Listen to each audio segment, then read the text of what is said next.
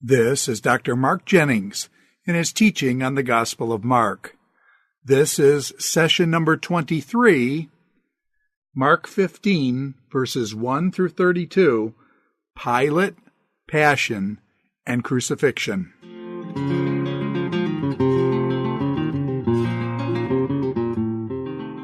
Hello, welcome back to the study of the Gospel of Mark. We're now almost to the end. We're at Mark chapter 15. Which is the final whole chapter, and then we'll go into Mark chapter 16 and the verses there at the start, and I'll speak a little bit about chapter 16 when we get there. But with Mark chapter 15, we now move. Remember, in 14 it was the trial of Jesus before the Jewish council, before the Sanhedrin, and how that was happening concurrently with Peter's denial. Which Jesus had predicted. With Mark 15, we're getting to move into the crucifixion proper itself. And of course, at the front of 15 comes the hearing before Pilate. Now, Mark gives the least amount of detail of Jesus' hearing before Pilate. Don't mistake what I'm saying. He gives a lot of detail. We have a lot of information about this particular event from Mark, but we don't have such things, for example, as Pilate's wife, petitioning Pilate to have nothing to do with Jesus because of her unsettling about Jesus' innocence. We don't have Pilate in Mark. We don't have Pilate sending Jesus to Herod Antipas and ask him, since he has jurisdiction over Galilee, if he wants to make a ruling on this. And we also, unlike John, we don't have that exchange, that long conversation between Pilate and Jesus. We have a much briefer account. But it is interesting, though, one of the things that is perhaps a strong historical certainty, in fact, might be one of the strongest certainties we have from ancient history, is that Jesus was crucified under Pontius Pilate. We have that not only, of course, recorded in Matthew, Mark, Luke, and John, but we have, as we've talked about in the past, other documents that refer to Pilate's role on this. So we're dealing with something that is a historical fact. And even the account in front of Pilate in Mark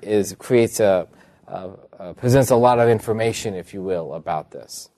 Now, it's interesting, that being said, even though that the historicity of Jesus' crucifixion is hardly disputed, there is some discussion over whether the depiction in the Gospels themselves are historically accurate. Meaning there's some debate that happens out there that does Mark create a little bit of a fabric of a story regarding Jesus and Pontius Pilate. And typically the reason being that the argument of Mark's historicity falls on two accounts. One, Pilate, what we know of Pilate seems very different than what we see here in the Gospels. By that I mean when you look at Philo, you look at Josephus, you look at other accounts of Pilate, and it's very clear he is a very cruel person. He was a person who had no difficulty in upsetting the Jewish population. We talked a little bit about this already. He was an individual who would often be at odds with the Jewish leadership and was comfortable with that. In fact, he had a couple of occasions we know from outside of the Gospels, he had committed acts that were considered blasphemous involving the temple and Roman standards and that sort of putting in of Roman deities in places that should have been only honored to God, and that had caused significant unrest, including a protest to Rome. That Pilate seems very willing to say no to the Jewish leadership, in other words, and very willing to stand against them, and there's some reputation of how his meanness, his cruelty of character. And so when people look at Mark and they see a Pilate that almost is trying to get Jesus off, trying not to crucify him, trying to plead with the crowds to not crucify him, it seems completely out of character. The second challenge historically is to the release of Barabbas. Now, as we'll read about in the Mark account, and the release of Barabbas, mind you, is in all four Gospels. But Mark talks about how, as is customary during this time for Pilate to release a prisoner during the Passover, well, the challenge is we don't really see a lot of evidence of how that was a custom, how that was expected or something that happened over and over.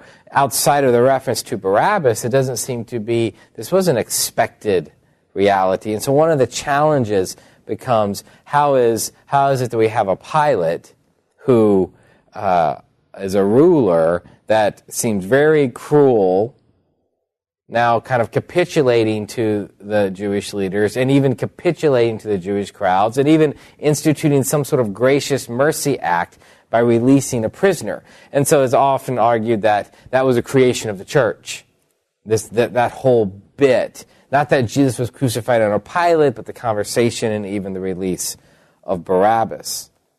Well, I think there's some response here that makes sense historically, what that would explain. One of the things, first of all, is that speaks to the historicity of what we have going on here, is the fact that Barabbas is mentioned in all four Gospels. And if there wasn't something that had occurred like this, if this incident or this event had not happened, why would the Gospel writers or the church sort of develop a tradition of this Barabbas character and insert it, especially citing that this was a custom? If Mark is being written fairly close to the events at hand, for him to say that there was a custom or tradition that was being followed would seem to be strongly opposed, especially if Mark is writing to a church in Rome, which would have had some understanding maybe of how these different rulers were working. Second, also keep in mind that that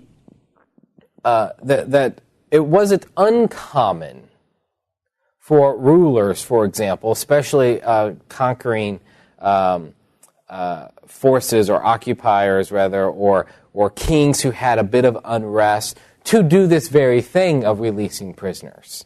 That wasn't an uncommon act. We see references to it and even in the first century and the second century after, even the Mishnah kind of referenced this idea that a king or a ruler, if there was some sort of unrest or displeasure with him and a people, would release some prisoners as a way of maintaining good relationships. That's not an uncommon act.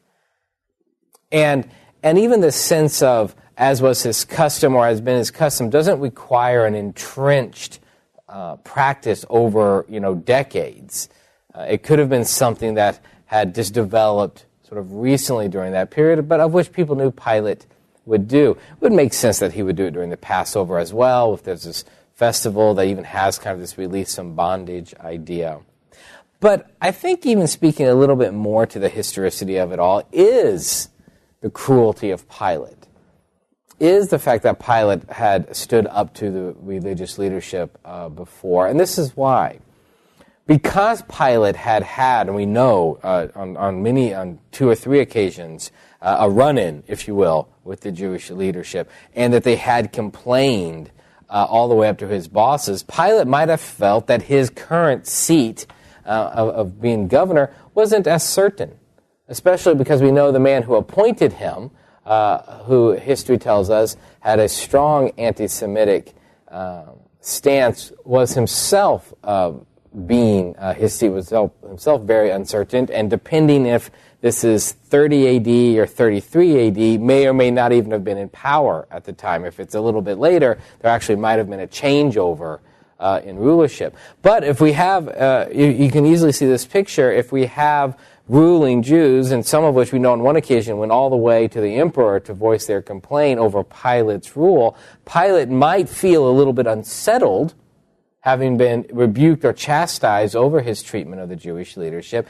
and so might have put in place a practice such as the releasing of Barabbas, or also kind of been much more likely to want to make sure there isn't any more unrest, or that there isn't a heavy complaint that's levied against him, that his own past cruelty now is determining why he's having to act a little bit differently, because he's simply wanting to keep his job. he's not wanting to be, fall out of favor in Rome. So what we know out of history, whether we look at Josephus or Philo, and what we see on the Gospels, actually isn't combative. And let's also keep in mind before we create a Pilate that somehow in Mark is a gentle, thoughtful soul. He still does crucify Jesus. He still, even though recognizes Jesus hasn't done anything, but is a pawn of the Jewish leadership, is someone that the Jewish leaders themselves are wanting to use Pilate to kill, recognizes all of this, he still hands him over to be crucified. So before we begin to think Pilate was somehow a gentle player in this passion play, let's not lose sight of that. Last little bit of historicity that I think speaks to that is the whole title, King of the Jews.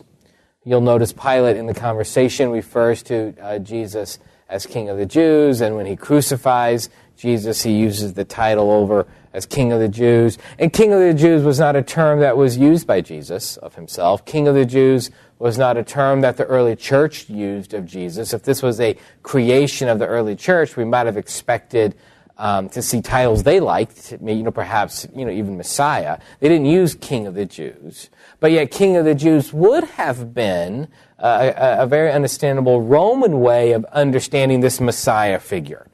And so the fact that Pilate here is using King of the Jews, I think that speaks to the historicity of it. It would be unlikely for the later church to use King of the Jews and insert it into the story.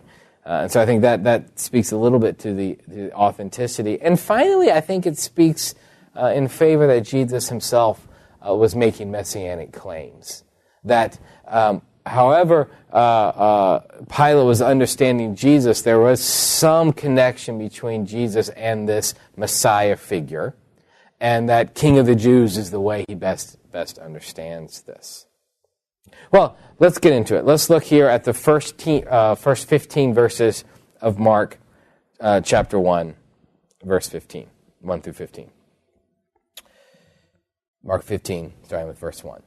And as soon as it was morning, the chief priests held a consultation with the elders and scribes and the whole council, and they bound Jesus and led him away and delivered him over to Pilate. And Pilate asked him, "Are you the king of the Jews?" And he answered him, "You have said so." And the chief priests accused him of many things. And Pilate again asked him, "Have you no answer to make? See how many charges they bring against you?" But Jesus made no further answer, so that Pilate was amazed. Now at the feast he used to release for them one prisoner for whom they asked. And among the rebels in prison who had committed murder in the insurrection, there was a man called Barabbas. And the crowd came up and began to ask Pilate to do as he usually did for them.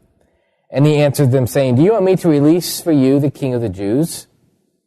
For he perceived it was out of envy that the chief priests have delivered him up. But the chief priests stirred up the crowd and gave him release and have him release for them Barabbas instead.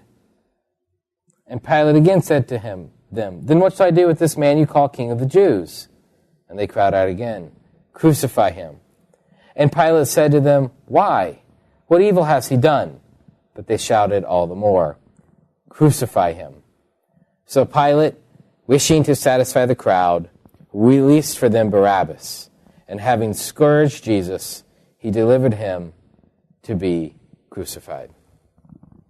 It's interesting when we look at this passage here. Of course, as we talked about last time, the Sanhedrin could not execute Jesus, that they didn't have the authority to kill.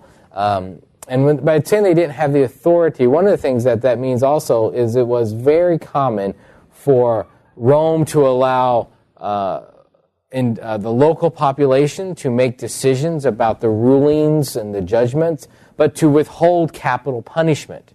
Rome would usually not allow capital punishment to be a judgment that the local bodies could do. So the Sanhedrin could not execute Jesus, and as we talked about last time, they worked to find a viable way, a charge that they could then take to Pilate. And of course, Pilate at this time is in Jerusalem.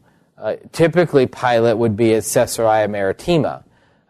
This is where his fortress and his palace would be. But during the festival time, especially because the Jerusalem would have increased its population, Pilate would come and stay in Jerusalem. He usually would stay at Herod's palace. And wherever Pilate would stay, that place immediately became the imperial house, the quarters, the praetorium, etc. That's how that would be titled. And so he most likely didn't stay at a fortress. He probably stayed at Herod's palace. That changing of location title by way of Pilate being there is very similar to what we do in the United States with our president. If whatever plane our president happens to be on, that plane's call signs becomes Air Force One. So if we have a jet that we call Air Force One, and it has all the stuff for the president, but it's called Air Force One because that's the president's jet. But if the president were to leave that jet and go on, to, let's just say a passenger airliner, well, that passenger airliner now's call sign would change to Air Force One. So whatever plane the president is on is called Air Force One. That's similar here. Whatever palace that Pilate goes to, then all of a sudden gets known as sort of the Roman presence there, just because he is there.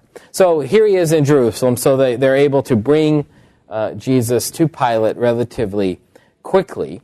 And so they take him to them, which incidentally, if you notice, this is the passion predictions that Jesus had been given throughout Mark, one that he would be handed over to the Jewish leaders, but also that he would be handed over to Gentiles. And this is, of course, what we're seeing have happened. So the chief priests began accusing him of many things, and Pilate asked of him, this is in verse 4, "Have you no answer to make?" And it's interesting because there's a very, I think, beautiful, sort of subtle statement about the power of Jesus in this moment. Because in verse 5, right, but Jesus made no further answer. He stayed silent in the face of all these accusations, just as he stayed silent in the face of most of the accusations in front of the Sanhedrin. He is staying silent here. And we can assume these accusations are probably more of the nature of against Rome than of the nature of violating the law of the Jews. So these accusations that they're bringing to Pilate probably have to do with he claims to be king, insurrection, disturbance of the peace, riots, of that nature. But notice, interesting, in verse 5, but Jesus made no further answer, so that Pilate was amazed. Now, we've seen amazement as a reaction throughout the Gospel of Mark in response to what Jesus does. You think about that first day in Capernaum and all the way through Jesus' ministry, if he would do a healing or he would cast out demons, or even his preaching, his speaking, his teaching, we were constantly told that the crowds were amazed. The crowds were amazed at the teaching he did and with what authority. The crowds were amazed that he spoke and the demons were silenced. The disciples were amazed. Who is this who can speak into the wind, into the water, and they are calmed and stilled? And here it's interesting because it isn't Jesus' actions or his actual words that are causing amazement. It is his silence. Pilate is amazed that Jesus is silent. That the authority, in other words, that we so readily associate, the amazement that we so readily associate in the Gospel of Mark with what Jesus says, now comes with the fact that he doesn't speak. I think it makes this moment in verse 5 in itself seem like a moment akin to the miracles. As if there was such an expectation here that Jesus would reply, but he does not. Then, Pilate asks him, of course, "Are you the king of the Jews?" And Jesus' answer is very interesting. "You have said so." When asked directly, Jesus does respond to Pilate. Not unlike when asked directly by the chief priest, Jesus responds. But his response is interesting. "You have said so." And it's trying to figure out exactly what that means is a little bit challenging because it's not a denial, but it does seem to be a qualified yes. It doesn't seem to be as strong as a statement of affirmation. And maybe that's the correct way to understand it. That he's saying yes in terms of words and yes in terms of power and authority, but not in the way that Pilate means. Maybe it's a yes in terms of words, but a no in terms of meaning. Maybe that is the answer. So then, when they go through this piece, and Pilate, having being amazed, now sees this opportunity to maybe perhaps release Jesus because of the Passover, and goes to the crowds and says to them, that he's going to do what they ask. He's going to what they're asking of him, which is to release the prisoner, and he requests if they want him to release the King of the Jews. Now, my sense is, because the motivation is that he asked the question, verse 9, "Do you want me to release for you the King of the Jews?" Verse 10, the motivation, "For he perceived it was out of envy that the chief priests had delivered him up." My assessment of that is he actually expects the crowds to not want Jesus to be kept prisoner, but to want Jesus to be released. That the envy that Pilate is perceiving is the envy that these religious leaders are jealous of Jesus, jealous of his popularity, jealous of his influence. And the very fact that Pilate offers Jesus as an option for this release probably means he didn't see Jesus as a threat. That the charges of insurrection, that the charge of starting a revolution, that the charge of a riot against Caesar, perhaps even that the charge of a big disturber of the peace, that none of that he garnered as a threat, or else why would he sort of offer up this figure? I mean, Pilate probably is going to have to be able to account for the people he releases. It would be unlikely for Pilate to feel comfort to release someone who actually might then try a revolt against Rome. It just seems completely illogical. So the fact that he offers Jesus as an option probably means he thinks he's safe to release. He's not worried that Jesus is going to lead an armed band against him. And he realizes jealousy and envy, that this is the reason it's happening. And so when he presents Jesus to the crowd and says, "Do you want me to release the King of the Jews?" My sense is he probably expects him to say yes. Right? That they would want this, which would be a great win if you're Pilate, because on the one hand, you can't say you didn't listen to the charges, you ignored, but on the other hand, you're able to also maybe tweak the noses a little bit of the leadership, and have the crowds themselves on your side, and be able to even stand in front of your superiors and say, "What I did because I wanted to make sure the crowds would not be upset." But, of course, the story changes, because the chief priests had stirred up the crowd to have him release for them Barabbas instead. Now, we don't know a lot about Barabbas. We do know that he had been arrested and tried in connection with an insurrection that involved murder. The language isn't as clear in the Greek if Barabbas had committed the murder or had been part of an operation of which murder had been committed. But regardless, he'd been associated with this. And the chief priests had stirred up the crowds for this. Now, I think the sense would be that the stirring up probably means the crowd didn't come as a lynch mob, if you will, demanding the crucifixion of Jesus, but had been stirred up to it. Maybe that this is one of the works the chief priests have done was to create a scene of which Pilate would be pressed, if you will, to acquiesce against the crowd. And so they say they don't want Jesus, they want Barabbas instead. And then I find verse 12 interesting. It's almost as if Pilate is having trouble really understanding the response of the Jews here, because then, of the crowd. Because then he asks, but, okay, if you want Barabbas, what shall I do with this man you call King of the Jews? And they cried out, crucify him. And then Pilate seems to want a conversation. Why? What evil has he done? But there was no debate to be had. They shouted all the more, crucify him. And then in verse 15, Pilate, wishing to satisfy the crowd, acquiesces. This is not the first time we've had the crowd determining an action. Think back to Herod. When Herod all of a sudden finds himself trapped in his own making with John the Baptist, and he doesn't want to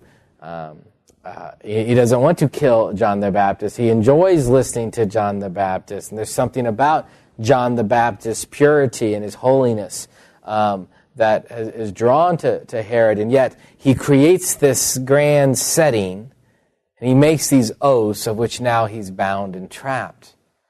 And not wishing to upset his dinner party guests, he has John the Baptist killed. There's a parallel here. Pilate sort of sets up this trap of his own making, in his own cleverness, trying to find a way perhaps to release Jesus and use the crowds to do it, has actually had the reverse happen.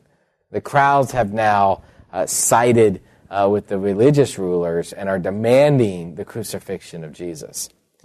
And Pilate now has two choices.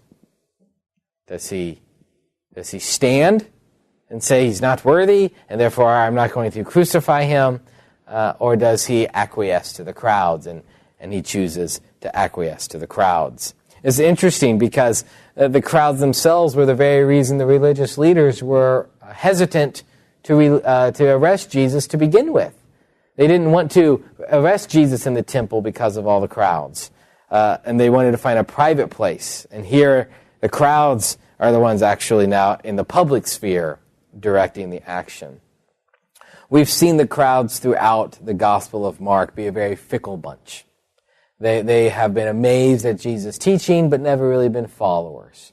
They've been, one of the characteristics we saw in the first sort of 7 or 8 chapters, that the crowds always sort of got in the way of people trying to get to Jesus.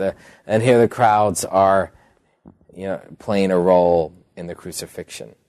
So for political gain and for social peace, Pilate agrees to crucify a man that he knows is simply there because the religious leaders are jealous of him.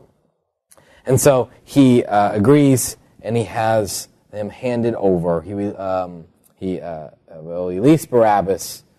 He has Jesus scourged, which is a whipping process that would have occurred, and he delivered him over for crucifixion. And then we come to the crucifixion, of course, with verse 16, and this process leading up to it, verse 16 through 32. We'll look at a little bit of it here in some chunks, and then we'll walk through it. So let me just read a small portion of verse 16.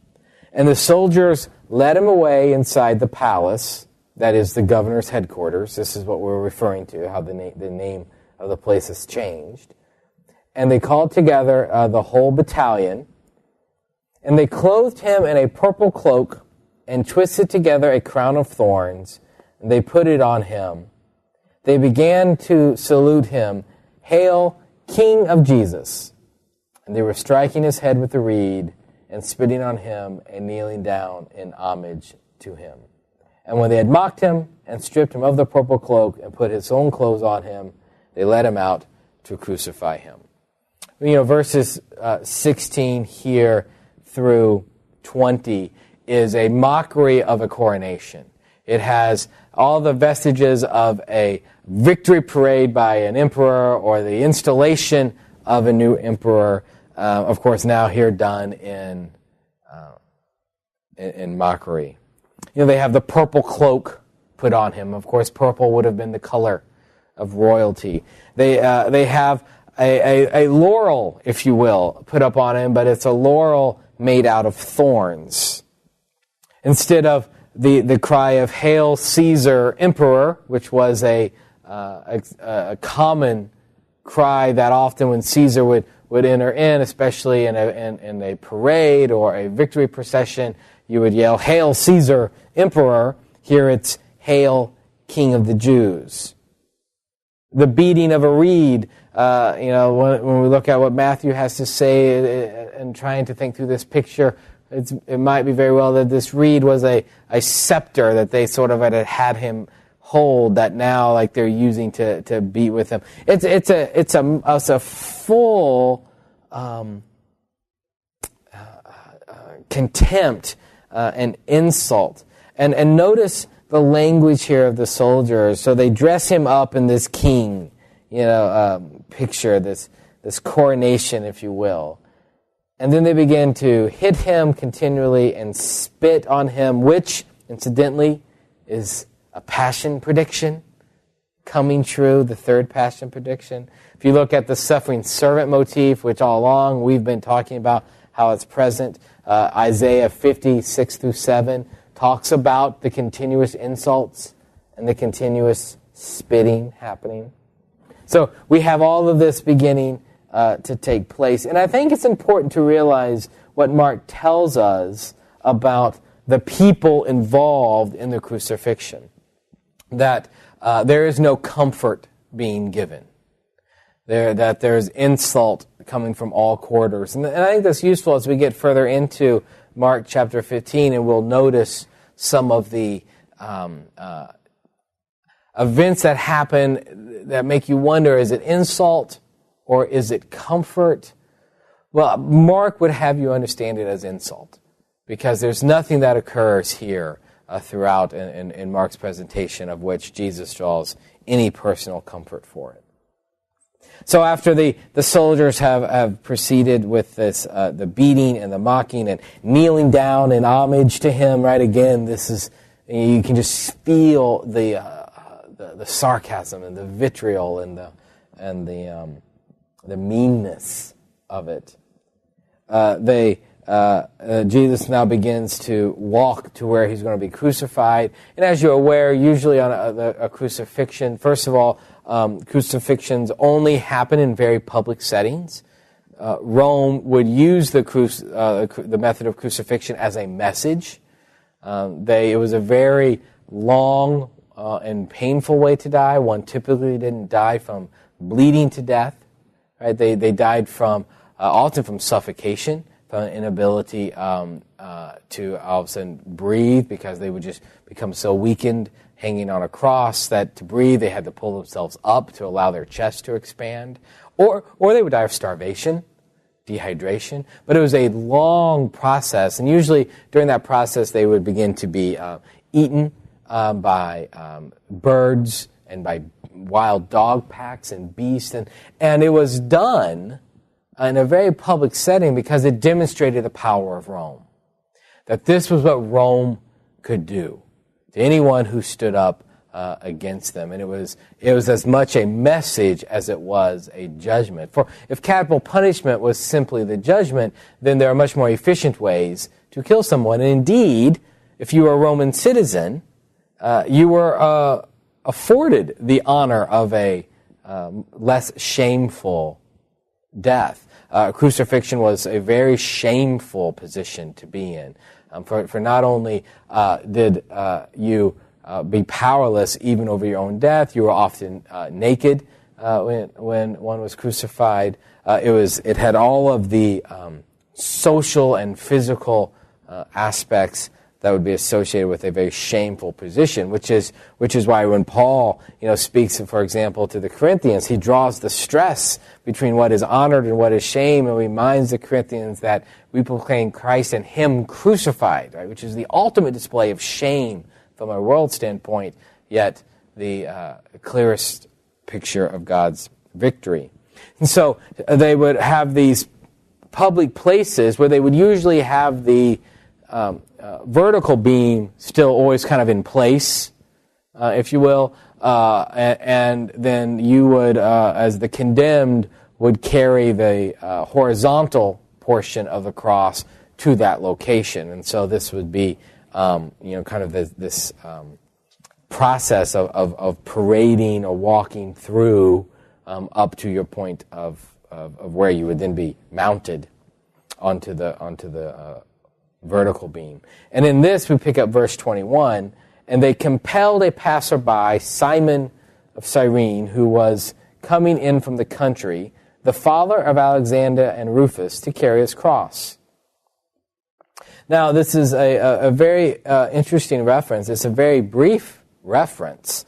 And the historicity of this, though, I think speaks to the fact that it is mentioned and names are given. Notice we have 3 names that are given. We have Simon, but we also have the name of his 2 sons, Alexander and Rufus.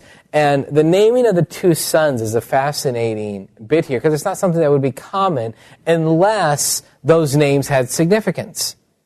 So you could find maybe the name of Simon being given just because of the historicity of the moment his name was remembered.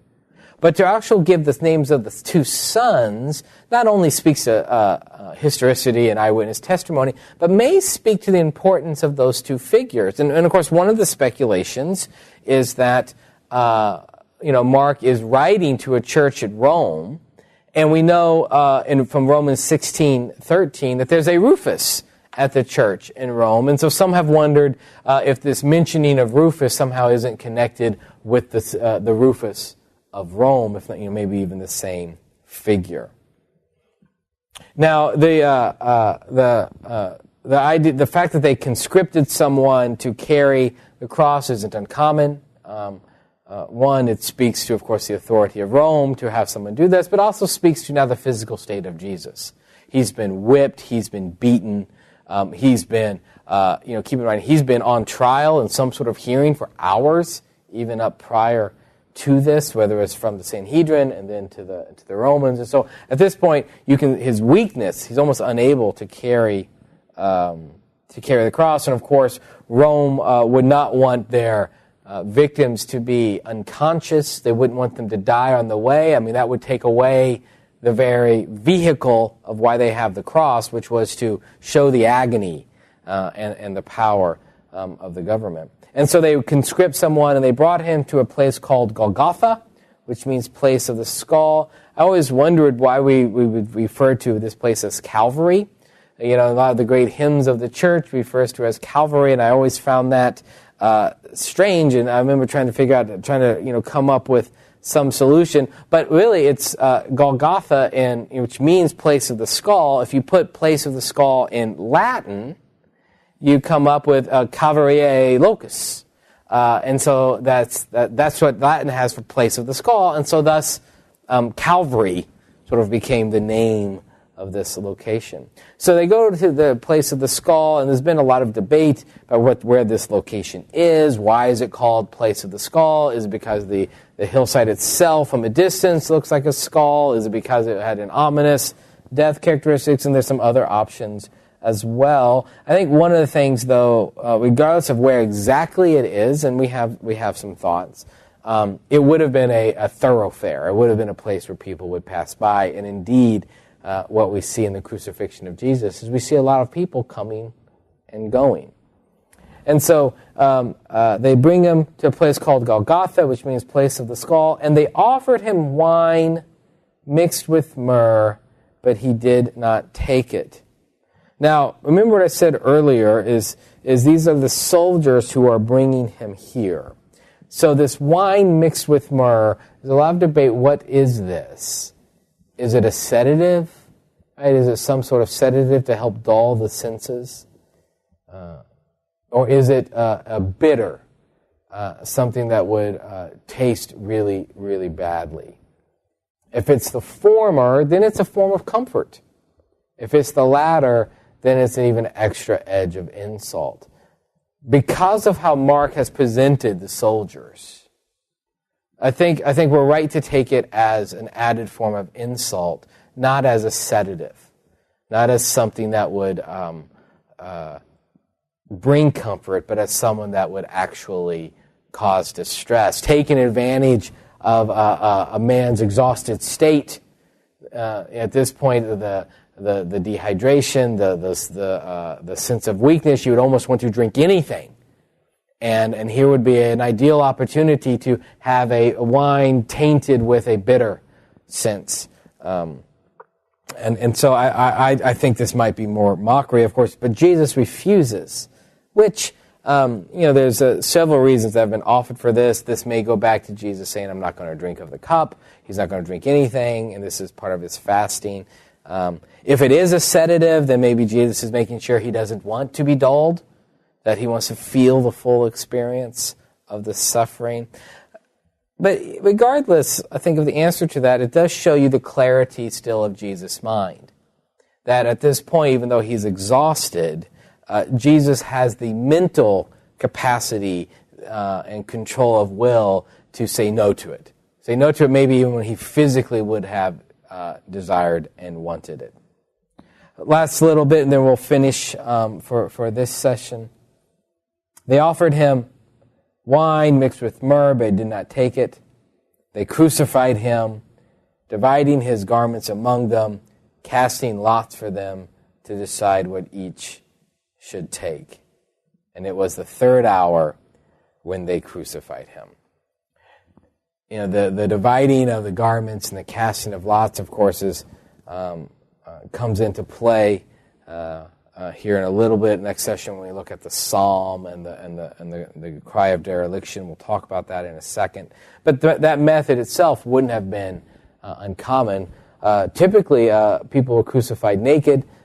There is some thought here that Jews might have been crucified still with some sort of cloth around them, just because of their as a gesture of the Romans towards Jews in terms of the shame of nudity. But the garments, again, are still clearly taken, and often they would be distributed among the soldiers. They would take and have owned them.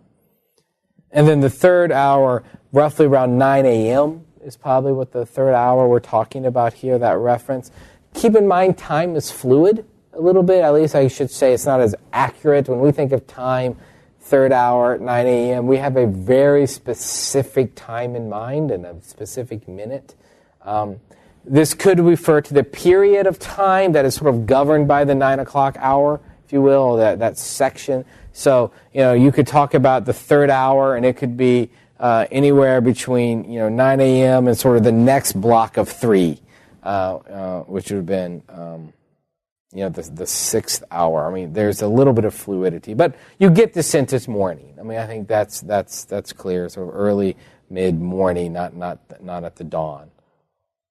It's interesting. Last comment here, how little Mark says about the actual act of crucifixion. We've gotten mostly the people's response to Jesus, the mockery, the spitting, the cloak, the thorns, the casting of lots. We haven't got a lot of information about the method of crucifixion itself, and that's not uncommon. Crucifixion wasn't described in detail in many of the ancient documents. In fact, if you look at our Gospels as a whole, we get more about crucifixion there than we have in a lot of places.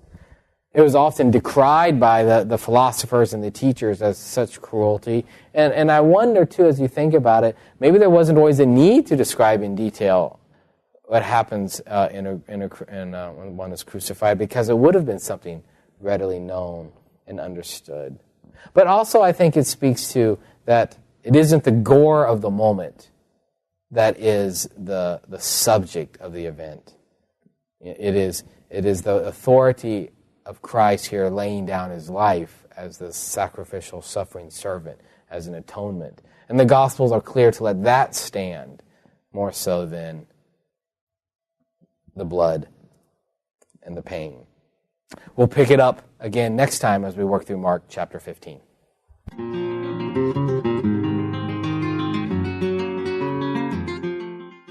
This is Dr. Mark Jennings in his teaching on the Gospel of Mark.